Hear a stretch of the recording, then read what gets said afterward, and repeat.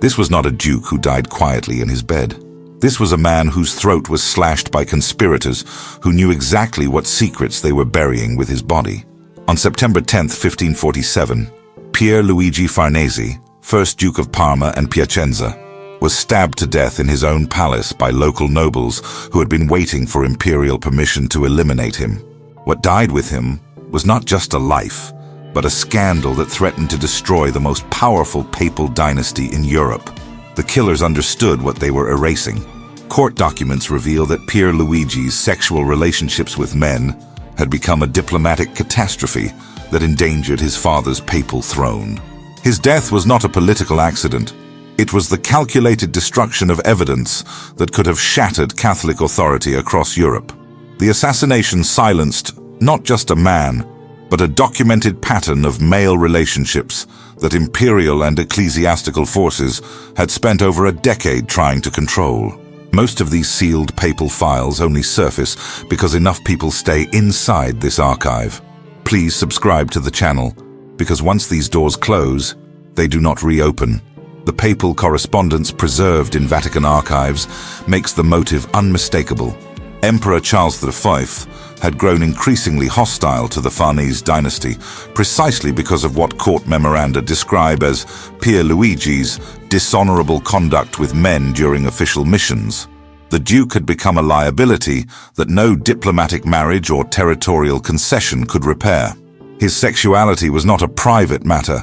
It was intelligence that Protestant propagandists were weaponizing against Catholic legitimacy.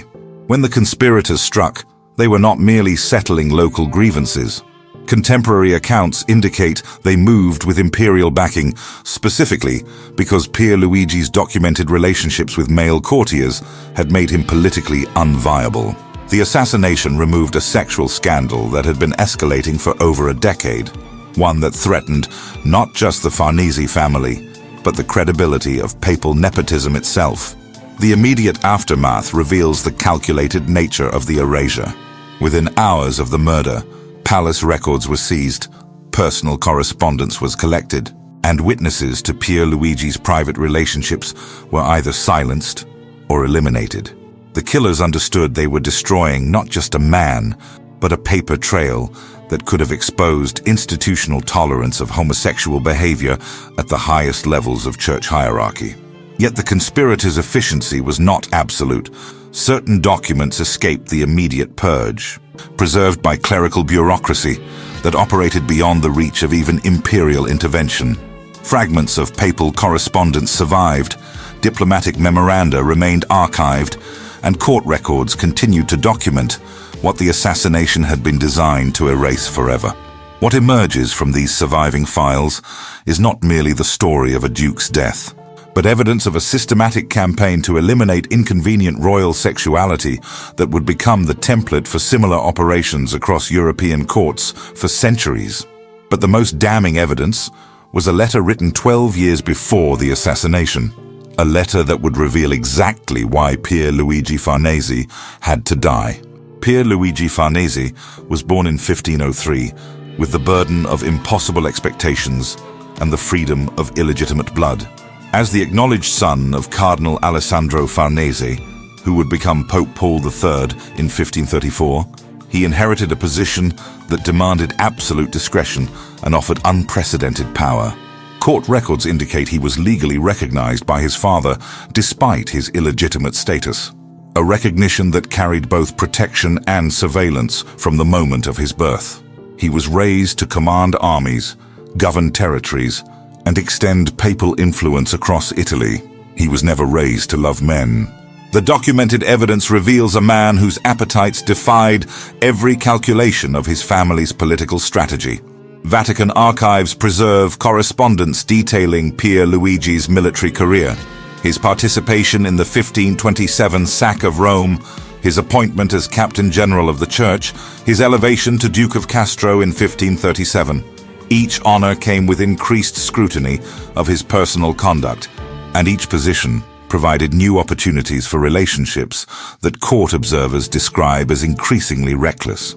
Contemporary chronicles record that Pier Luigi possessed the physical charisma and military competence his father required for dynastic advancement, but demonstrated a sexual appetite that papal advisors recognized as catastrophic to church authority. His appointment as Duke of Parma and Piacenza in 1545 represented the peak of Farnese nepotism, creating the first hereditary papal duchy in Italian history. It also placed him under the direct observation of imperial agents who had been monitoring his private life for over a decade. Diplomatic correspondence from the period reveals that European courts were aware of what contemporary sources euphemistically describe as Pier Luigi's inappropriate associations with young men. These were not rumors or speculation. They were documented concerns that influenced diplomatic relations between the Papal States and the Holy Roman Empire. Emperor Charles V's growing hostility to the Farnese family was rooted in intelligence reports that detailed specific incidents of sexual conduct that imperial advisors deemed incompatible with Catholic leadership. The papal strategy for managing this crisis appears in archived memoranda that detail attempts to control Pier Luigi's behavior through geographic isolation and arranged marriages. His father's elevation to the papacy in 1534 intensified rather than resolved these concerns, as Protestant propagandists began weaponizing information about papal family scandals to undermine Catholic credibility across Europe. Court historians of the period note that Pier Luigi's sexual relationships with male courtiers and soldiers were conducted with a disregard for discretion that papal advisors found alarming. Unlike other members of the ecclesiastical hierarchy who maintained carefully concealed private arrangements, Pier Luigi appeared to pursue male relationships with an openness that threatened to expose institutional tolerance of behavior the Church publicly condemned. The surviving evidence suggests that by 1535, 12 years before his assassination, the papal administration had reached a crisis point regarding Pier Luigi's conduct. The solution would not be diplomatic counseling or geographic relocation. The solution would be a letter that revealed exactly how far the Pope was willing to go to protect his dynasty from his own son's desires. The papal administration did not discover Pier Luigi's relationships by accident. They created an intelligence network specifically to monitor them. Vatican archives preserve correspondence detailing a systematic campaign of surveillance that began as early as 1530, when Cardinal Alessandro Farnese recognized that his son's sexual conduct posed an existential threat to his papal ambitions. Court memoranda reveal the deployment of trusted clerical observers whose sole responsibility was documenting Pier Luigi's private activities and reporting directly to papal chambers. This was not casual oversight. It was organized espionage targeting the Pope's own family. The archive directives show that papal agents were instructed to maintain detailed records of Pier Luigi's associations with male courtiers, soldiers, and servants.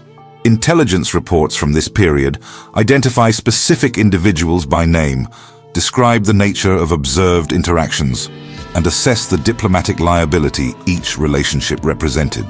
The bureaucratic precision of this surveillance reveals institutional awareness that Pier Luigi's sexuality was not a personal matter, but a political weapon that enemies could deploy against church authority. Diplomatic correspondence with imperial courts indicates that this intelligence gathering was not confined to papal territories. Emperor Charles V's agents were simultaneously documenting Pier Luigi's behavior during official missions, creating parallel archives that would eventually be used to justify imperial hostility to the Farnese dynasty. Court records suggest that by 1533, detailed dossiers existed in both Vatican and imperial files, documenting a pattern of male relationships that both sides recognized as politically catastrophic. The institutional response reveals the depth of papal concern about potential exposure.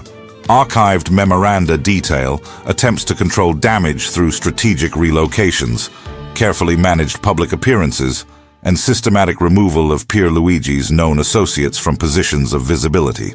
These efforts were not motivated by moral concerns, but by diplomatic necessity. Protestant propagandists were actively seeking evidence of Catholic hypocrisy that could undermine papal legitimacy across Europe. Family correspondence from this period exposes the personal cost of institutional protection. Letters between Cardinal Alessandro and his advisors reveal growing frustration with his son's refusal to modify behavior that threatened to destroy decades of careful political maneuvering. The surveillance reports describe a man who appeared either unaware of or indifferent to the extensive intelligence network monitoring his every private interaction. Court historians note that the papal administration's surveillance capabilities during this period exceeded those of most European monarchies, reflecting both the resources dedicated to protecting Farnese's interests and the severity of the perceived threat. The archived evidence suggests that Pier Luigi's sexual relationships had become the primary security concern of the Papal States by 1534. Requiring more institutional attention than territorial disputes or military campaigns. The intelligence gathering reached a crisis point in 1535, when surveillance reports documented conduct that papal advisors deemed impossible to conceal or defend. The accumulated evidence had created a situation that no amount of diplomatic maneuvering could resolve. The surveillance had achieved its purpose. It had documented behavior that required immediate and decisive intervention. That intervention would take the form of a papal letter so explosive that it would be preserved in archives for nearly 5 centuries, waiting to reveal the exact moment when a father chose institutional survival over his son's protection. On October 17, 1535, Pope Paul III wrote the letter that would destroy his son's future and preserve the evidence of his destruction for nearly 5 centuries. The preserved papal correspondence, archived in Vatican files, contains language so direct and furious that it removes any possibility of misinterpretation about Pier Luigi's relationships with men. The Pope did not write diplomatically about inappropriate associations or questionable conduct. He wrote with the rage of a father whose dynasty was being threatened by his son's refusal to conceal what the letter explicitly identifies as his practice of taking male lovers on official imperial missions. The documented text reveals a crisis that had reached the point of complete institutional breakdown. Pope Paul III directly reproaches his son for bringing his male sexual partners to the court of Emperor Charles V, a deliberate provocation that papal advisors recognized as diplomatically suicidal. The letter exposes not just Pier Luigi's sexuality, but the calculated nature of his defiance.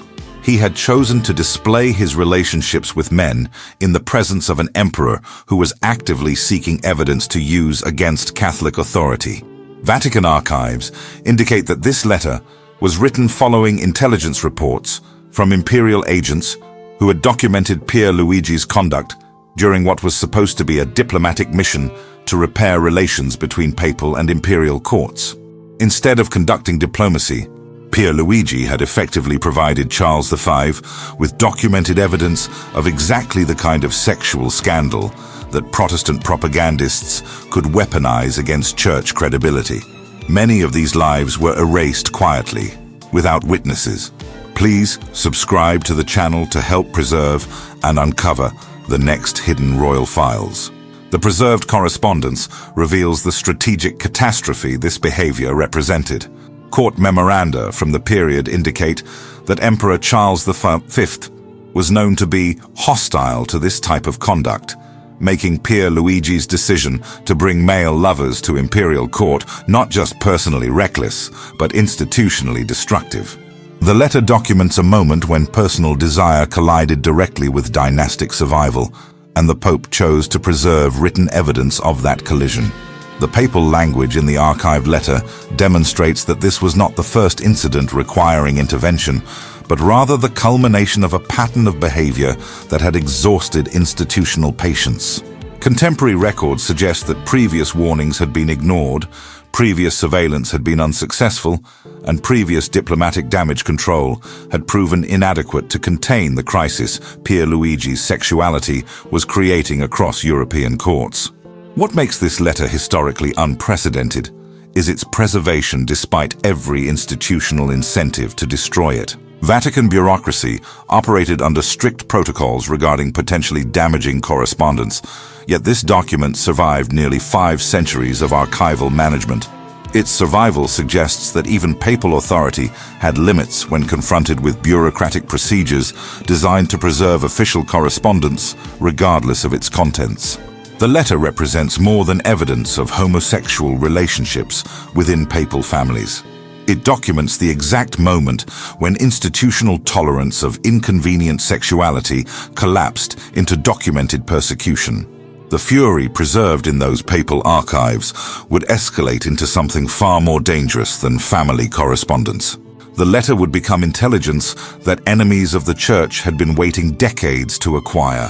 The letter had been written, but Pier Luigi's behavior continued to escalate toward a confrontation that would make concealment impossible. In 1536, barely a year after his father's furious correspondence, Pier Luigi committed an act of sexual violence that transformed private scandal into international crisis. Contemporary chronicles document what became known as the Fano incident, a documented assault against Bishop Cosimo Geri that occurred during Pier Luigi's official tour of papal territories. Court records indicate that Pier Luigi, traveling as papal representative, targeted the 24-year-old bishop in a manner that contemporary sources describe as both sexual and deliberately humiliating. The preserved account by Benedetto Varchi details the systematic nature of the assault, describing how Pier Luigi leveraged his papal authority to isolate and attack a religious official who represented everything his behavior threatened to destroy. Diplomatic correspondence reveals that the incident was witnessed by multiple court observers, making denial impossible and creating documented evidence that imperial agents could use to justify their growing hostility to the Farnese dynasty. Emperor Charles V's reaction was immediate and strategically calculated. Archived imperial directives show that Charles began systematically documenting not just this incident, but the entire pattern of Pier Luigi's sexual conduct, creating intelligence files that would eventually be shared with Protestant courts across Europe. The Fano assault provided the concrete evidence imperial advisors had been seeking to justify their opposition to papal nepotism. Here was documented proof that papal families were engaging in exactly the kind of sexual violence that Catholic doctrine publicly condemned. Protestant propagandists recognized the strategic value of this intelligence immediately. Contemporary pamphlets and satirical writings began circulating detailed accounts of the Fano incident, using documented facts to construct broader arguments about Catholic hypocrisy. Court historians note that Protestant courts were particularly effective in weaponizing this scandal because they did not need to invent allegations. They simply needed to publicize events that papal sources had themselves documented. The satirical response reveals the extent to which Pier Luigi's sexuality had become public knowledge across European courts.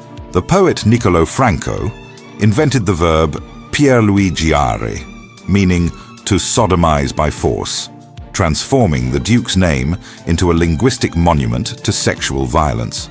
Contemporary satirical writings describe papal efforts to suppress these publications as evidence that church authorities were aware their credibility was being systematically destroyed by their own family scandals.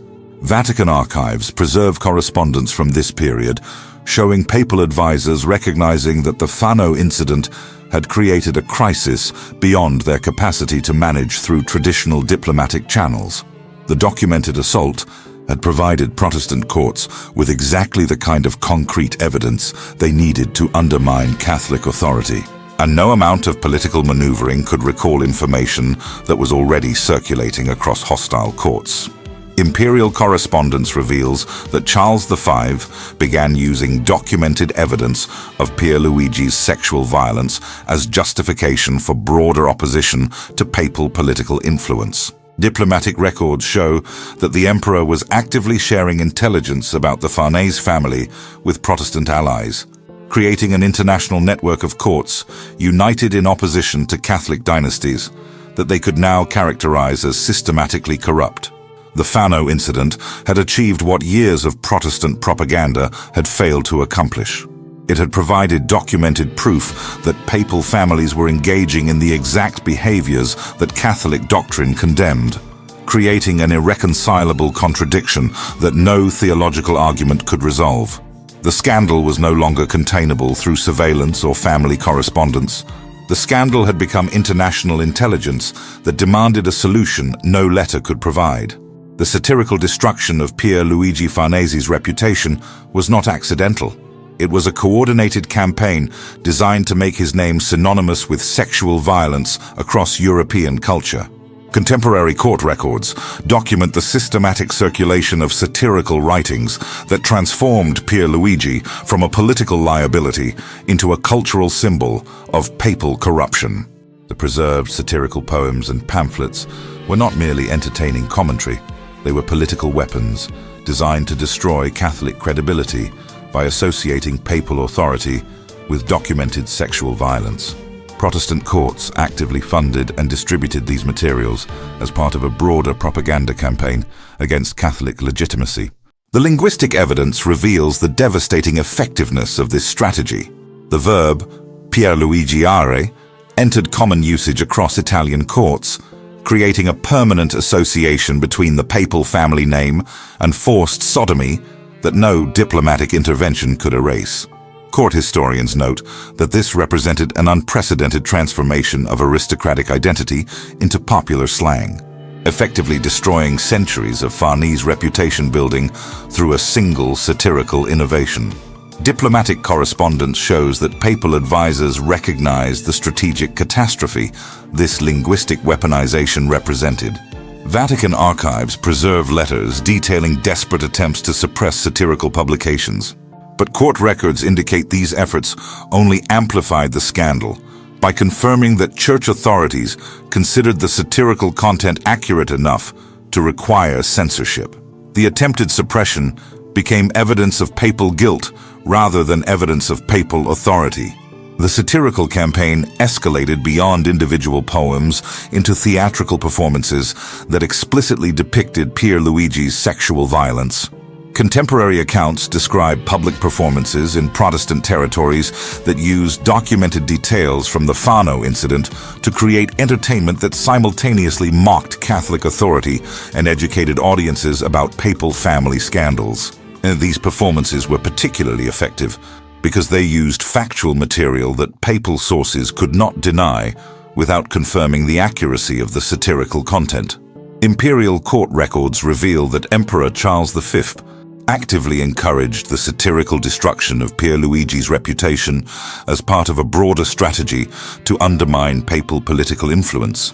Archive directives show that imperial agents were instructed to facilitate the circulation of satirical materials that documented Farnese family scandals, creating an international network of courts united in using humor as a weapon against Catholic dynastic pretensions. The personal cost of this satirical campaign appears in Vatican correspondence describing Pier Luigi's isolation from diplomatic circles that had previously accepted his presence despite private knowledge of his sexual conduct.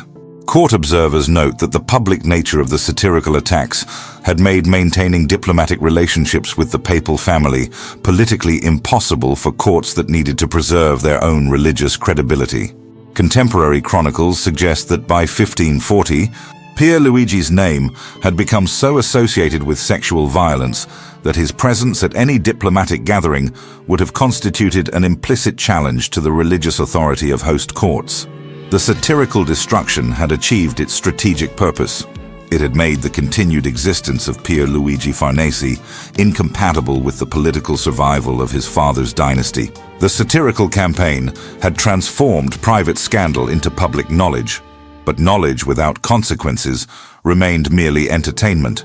What the growing network of hostile courts required was not just evidence of scandal, but evidence of institutional response that would demonstrate Catholic commitment to eliminating the contradiction between doctrine and practice. They required evidence that the problem had been permanently solved.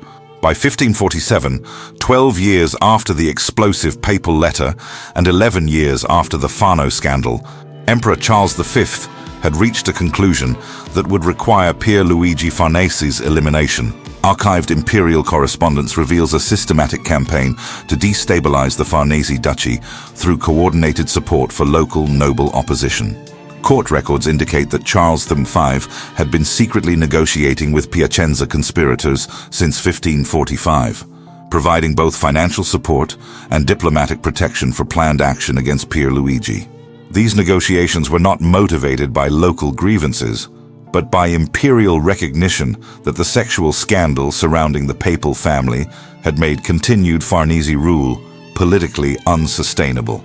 Contemporary diplomatic sources document the strategic calculation behind imperial support for the conspiracy. Archived memoranda show that Charles V's advisors had determined that Pier Luigi's continued existence posed an ongoing threat to Catholic credibility that benefited Protestant propaganda efforts. The emperor's decision to eliminate the duke represented a calculated sacrifice of papal family interests in favor of broader Catholic institutional stability.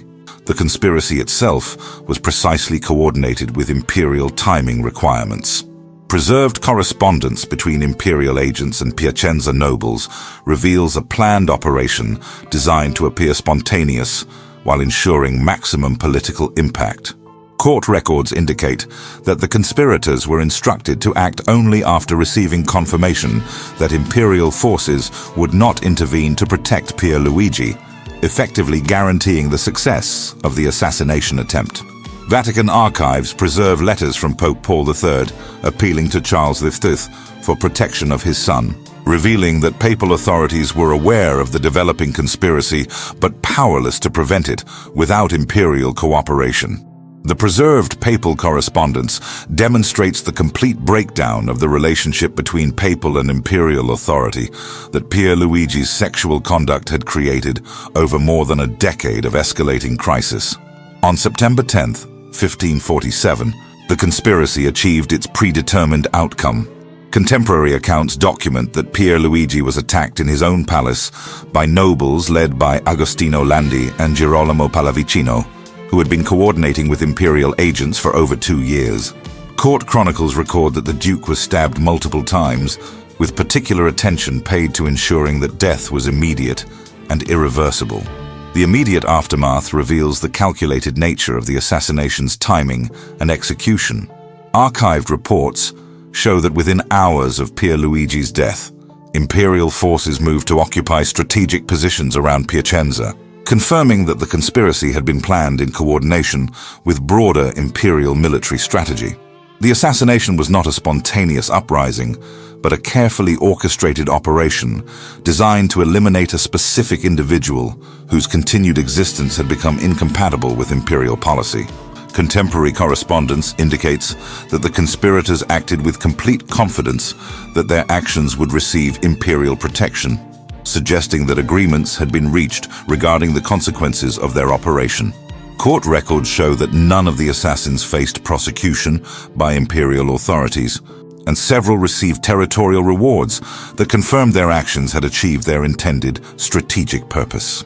The assassination had solved the problem that a decade of surveillance, papal letters, and diplomatic pressure had failed to resolve. Pier Luigi Farnese's sexuality would no longer threaten Catholic credibility because Pier Luigi Farnese no longer existed to maintain relationships that Protestant courts could weaponize against church authority. But eliminating the man would prove insufficient to eliminate the evidence of what his existence had revealed about institutional tolerance of behavior the church publicly condemned. The real work of erasure was only beginning. The assassination solved the immediate political crisis, but the archival evidence of Pier Luigi's sexuality remained a permanent threat that required systematic elimination from historical memory. Contemporary records document a coordinated campaign between Catholic and Protestant authorities to sanitize historical accounts of the Farnese scandal. Vatican archives preserve directives instructing church historians to minimize references to Pier Luigi's sexual conduct in official chronicles, while Protestant courts simultaneously work to weaponize selected details while suppressing evidence that might implicate their own complicity in the assassination conspiracy. Both sides recognized that complete historical truth served neither Catholic nor Protestant strategic interests. The documented efforts to control historical narrative reveal the sophisticated nature of 16th century information management.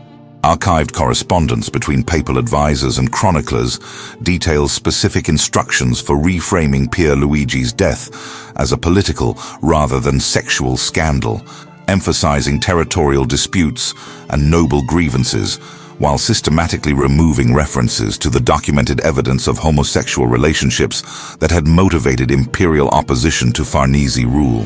Contemporary Protestant sources simultaneously engaged in strategic historical sanitization.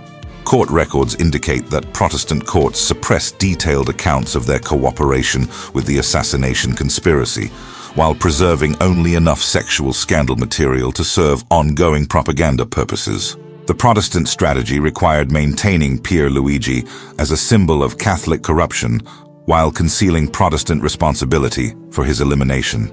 Academic historians of subsequent centuries inherited these deliberately corrupted sources and spent generations debating the truth of allegations that both Catholic and Protestant contemporaries knew to be documented fact. Scholarly correspondence from the 19th and 20th centuries reveals intense academic controversy over evidence that original participants had never disputed. The historical erasure had been so effective that later scholars were arguing about the authenticity of events that contemporary witnesses had documented in detailed archival records. The most effective element of this historical sanitization was its bilateral nature. Catholic sources minimized the scandal to protect institutional credibility, while Protestant sources emphasized scandal while concealing their role in resolving it through assassination.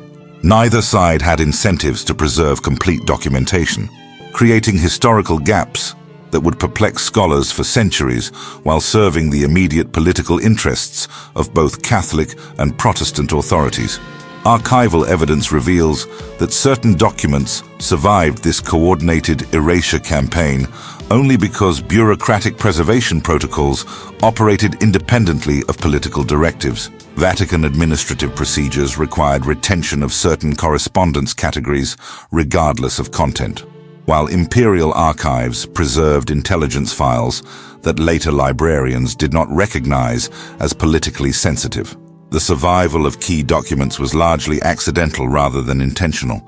Modern archival research has revealed the extent to which deliberate historical sanitization shaped centuries of scholarship about 16th century sexual politics. Preserved correspondence between papal and imperial courts that remained classified until recent decades demonstrates that both Catholic and Protestant authorities possessed detailed intelligence about homosexual relationships within ecclesiastical hierarchies, but chose to suppress this information in favor of narratives that served broader religious and political objectives. The historical erasure achieved its intended purpose for nearly 4 centuries, creating scholarly confusion about events that contemporary participants had documented with bureaucratic precision. Only the survival of accidentally preserved archival materials has enabled reconstruction of the systematic campaign to eliminate evidence of institutionally inconvenient sexuality. But some evidence proved impossible to erase, and some documents survived every attempt at sanitization to reveal exactly what authorities had spent centuries trying to conceal. The bureaucratic precision of 16th century record-keeping proved more powerful than centuries of political censorship, preserving evidence that authorities assumed had been permanently erased. Vatican secret archives retain the October 17, 1535 papal letter in its original form, archived under correspondence protocols that required preservation of all papal family communications regardless of content. The document survived not because church authorities wanted to preserve evidence of Pier Luigi's sexuality, but because Vatican bureaucratic procedures operated independently of political directives about sensitive materials. The letter's survival represents the collision between administrative efficiency and political necessity. Contemporary court records preserved in multiple European archives provide corroborating documentation of events that both Catholic and Protestant authorities attempted to sanitize. The Biblioteca Nazionale di Napoli contains unpublished correspondence detailing imperial intelligence gathering about Pier Luigi's relationships, while German imperial archives preserve diplomatic memoranda that document the strategic coordination between Charles V and the Piacenza assassination conspirators. Benedetto Varchi's detailed account of the Fano incident survived because it was embedded within broader historical chronicles that authorities could not suppress without destroying legitimate historical documentation. The preservation of sexual scandal within larger narrative contexts created archival situations where censorship would have required eliminating entire historical periods, making selective suppression practically impossible. Banking records from Florentine financial institutions preserve documentation of imperial payments to Piacenza nobles that confirm the financial coordination of the assassination conspiracy. These commercial archives survived because financial institutions operated under preservation requirements that existed independently of religious or political censorship directives. Economic documentation proved more resistant to historical sanitization than diplomatic or ecclesiastical records.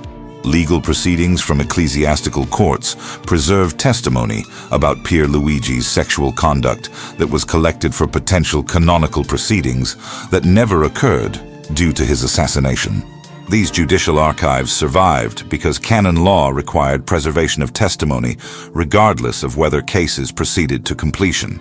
The legal documentation provides the most explicit contemporary accounts of specific sexual relationships and incidents. Satirical writings and popular songs preserved in municipal archives across Italian territories provide cultural documentation that authorities found impossible to erase completely. Unlike diplomatic or ecclesiastical records that existed in limited copies under institutional control, popular cultural materials existed in multiple copies across numerous jurisdictions, making comprehensive suppression practically impossible. Personal correspondence between minor court officials, preserved in regional archives, contains references to Pier Luigi's sexuality that major institutions overlooked during sanitization campaigns. These secondary sources survived because they existed below the attention level of authorities focused on eliminating primary documentation, creating an accidental preservation network of corroborating evidence. Modern archival research has revealed that the surviving evidence represents only a fraction of original documentation, but that fraction provides sufficient detail to reconstruct the systematic campaign of surveillance, documentation, and elimination that characterized institutional responses to inconvenient royal sexuality. The preserved records demonstrate that contemporary authorities possessed detailed intelligence about homosexual relationships, but chose political expediency over historical accuracy. The archival evidence reveals something more significant than individual scandal. The preserved documentation exposes a systematic pattern of institutional behavior that extended far beyond the Farnese family to influence European court culture for centuries. The surviving records reveal that Pier Luigi Farnese was not an isolated case, but the documented prototype for a system of elimination that would be refined and deployed against inconvenient royal sexuality across European monarchies. The systematic elimination of Pier Luigi Farnese established the operational blueprint that European courts would deploy against inconvenient royal sexuality for the next 3 centuries. Archival evidence from subsequent decades reveals that the Farnese case became the documented template for resolving similar crises across European monarchies.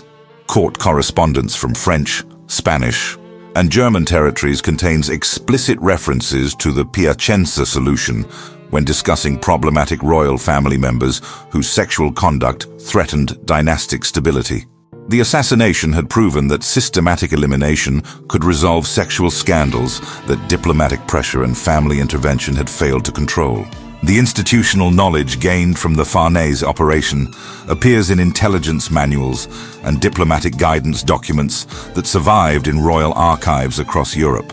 These preserved instructional materials detail specific protocols for surveillance, documentation, isolation, and elimination that mirror the techniques developed during the decade-long campaign against Pier Luigi. The systematic nature of these procedures reveals that his destruction was not an improvised response, but the development of standardized methodology for managing institutionally inconvenient sexuality. Contemporary court records document the deployment of Farnese-derived techniques against royal figures in French, English, and Habsburg territories whose homosexual relationships posed similar threats to religious and political authority. The preserved correspondence reveals that European courts actively shared intelligence and coordination strategies based on the successful elimination of the papal family scandal.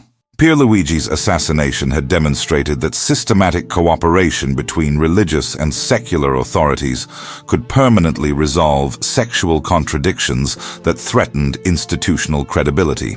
The effectiveness of the Farnese methodology appears in the historical absence of subsequent documented homosexual scandals within major European royal families for nearly 2 centuries following 1547. This absence represents not the elimination of homosexual behavior within aristocratic circles, but the successful implementation of surveillance and elimination systems that prevented such behavior from becoming diplomatically problematic. The institutional learning derived from Pier Luigi's case had created mechanisms that resolved sexual inconvenience before it could escalate to the level of international scandal. Legal frameworks developed in multiple European jurisdictions during the late 16th century contain specific provisions for addressing Farnese-type situations, demonstrating that the systematic elimination of inconvenient royal sexuality had become formalized within legal as well as diplomatic and intelligence institutions. Court records indicate that these legal mechanisms were designed to provide institutional protection for operations that might otherwise have faced legal scrutiny. The survival of Pier Luigi Farnese's archival documentation has enabled reconstruction of elimination methodologies that were subsequently deployed against numerous other royal figures whose identities were more successfully erased from historical memory.